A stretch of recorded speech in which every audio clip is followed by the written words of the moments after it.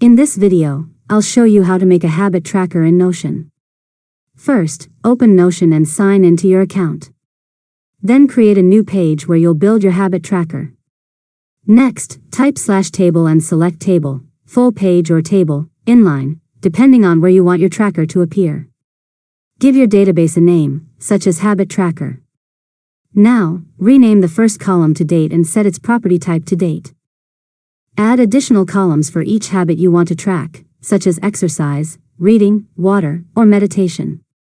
Set these columns to the checkbox property so you can easily mark each habit as completed. After that, add a new row for each day you want to track.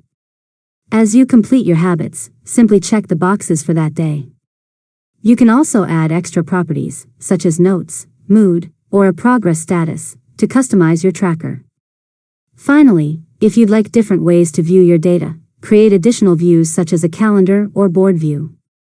Continue updating your habit tracker each day to monitor your progress and stay consistent. And that's it. You've successfully learned how to make a habit tracker in Notion. If you found this tutorial helpful, make sure to subscribe to Learn Mode Lab for more tutorials.